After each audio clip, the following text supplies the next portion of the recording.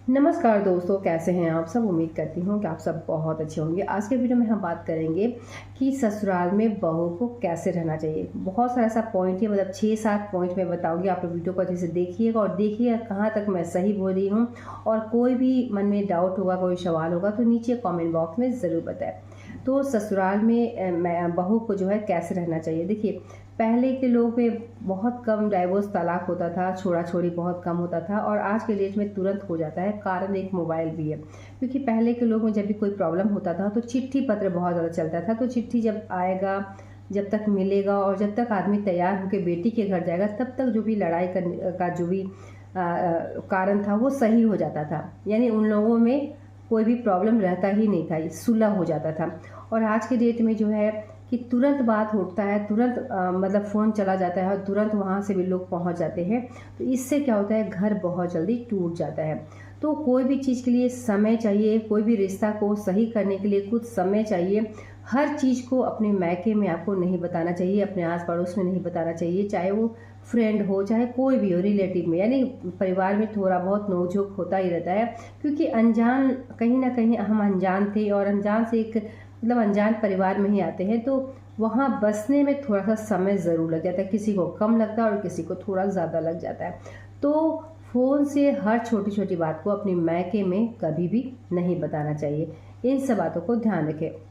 दूसरा जो है कि देखिए, काम कम या फिर ज़्यादा भी होता है, कहीं कहीं काम कम होता है, क्योंकि लड़ाई का एक कारण काम या फिर कमी हो जाता है। जब भी हमें किसी चीज़ की कमी होती है तो कहीं ना कहीं लड़ाई होने लगता है। काम बहुत ज़्यादा होता है तो कहीं ना कहीं लड़ाई भी होने लगता है। तो देखिए, काम अगर ज़्यादा होता है और अगर आप सोच समझ के विचार करके अगर कोई बात, जैसे हस्बैंड से बात करी है प्रेम पूर्वक किसी भी तरीके से कि हाँ ये कार्य नहीं हो रहा, तो इसके लिए एक आदमी रख लेते हैं। खाना नहीं बन पा रहा है या फिर झाड़ू पोछा नहीं हो पा रहा है या फिर कोई भी ऐसा कार्य है जो इसके लिए आदमी रख लेते हैं, हमसे नहीं हो रहा। जो कार्य प्रेम पूर्वक अच्छे से समझा कर किया जाता है वो ही जो है हल्ला करके या फिर लड़ाई झगड़ा करके कभी भी आप नहीं कर सकती हैं। तो इन सब बातों को ध्यान रखें। अगर काम ज़्यादा है तो इस बारे में आप अपने हस्बैंड से बात करें, सास ससुर से बात करें, खुल कर बात करें। प्रॉब्लम का सलूशन भी ज़रूर निकलेगा। तो ये सबसे बड़ा पॉइंट था। तीसरे पॉइंट की बात करें कि देखिए, अगर ज़्यादा काम पड़ जाता है, कभी कभी ज़्यादा काम क्यों पड़ जाता है, तो हम प्लानिंग नहीं कर पाते। जैसे कल जो है क्या बनाना है, कैसे बनाना चाहिए। कल अगर सब्जी नहीं है तो छोला है, बेसन है, बहुत सारा घर में ऐसा चीज़ है कि सब्जी नहीं भी है तो भी आप बना सकती हैं। तो प्लानिंग आप पहले से ही कर ले। अगर आपको छोला बनाना है, चना बनाना है, बेसन बनाना है, सोयाबीन बनाना है या फिर चने दाल का, मतलब बहुत तरीके से घर को चलाया जा सकता है। ऐसा नहीं है कि ये चीज़ नहीं है तो ये चीज़ हमसे नहीं बनेगा। तो यही सब बात जो है प्लानिंग के साथ अगर आप करती है कि कल क्या कार्य करना है, कैसे करना है, उसका प्लानिंग एक दिन पहले से अगर आप करती हैं तो एक तो समय की बचत होगी और दूसरा जो है बहुत ही प्लानिंग के साथ आपका कार्य भी पूर्ण हो जाएगा। तो ये तीसरा सबसे बड़ा कारण है कि बहू को ससुराल में ऐसे ही रहना चाहिए, प्लानिंग बना के। ठीक है। चौथे पॉइंट की बात करें, देखिए, जिस जगह पर अगर हस्बैंड आपको मना कर रहे हैं जाने के लिए, कोई आस पड़ोस में बोल रहा कहीं जाने के लिए, मूवी देखने के लिए, पार्क जाने के लिए, किसी के घर जाने के लिए, तो परिवार में अगर आपको कोई मना कर रहा है तो कुछ ना कुछ सोच समझ कर ही मना कर रहा है। तो हमेशा अपने परिवार के खिलाफ आपको नहीं जाना चाहिए। अगर वो कह दिए तो प्रेम पूर्वक आप उनको समझा के कह दे कि हाँ, परिवार में इस चीज़ के लिए मना किया जा रहा है तो मैं नहीं जा सकती। तो ये भी सबसे बड़ा बात है कि बहू को ऐसे ही ससुराल में रहना चाहिए, परिवार के साथ, परिवार की बात मानते हुए। और सबसे ज़्यादा ज़रूरी है कि कभी कभी ऐसा भी होता है कि अगर कोई कहीं जाने के लिए कहता है, भले पति आपको मना कर देते हैं, सास ससुर मना कर देते हैं, परिवार के सदस्य जो है मना कर देते हैं, लेकिन फिर भी झूठ बोलकर हम कहीं चले जाते हैं।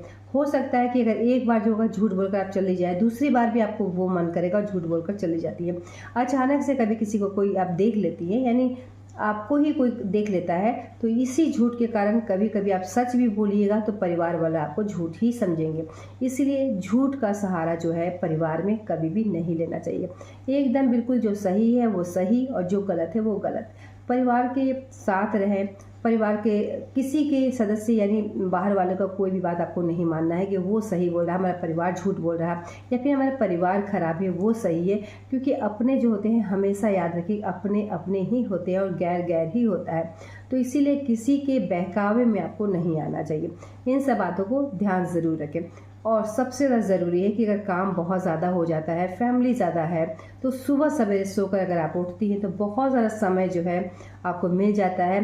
आप काम भी कर सकती हैं और दूसरा जो है अपने लिए भी वक्त निकाल सकती है, क्योंकि काम कभी कभी ऐसा भी हो जाता है कि अगर हम लेट से सोकर उठते हैं तो काम जो है बहुत लेट हो जाता है और अपने लिए भी हम समय नहीं निकाल पाते हैं।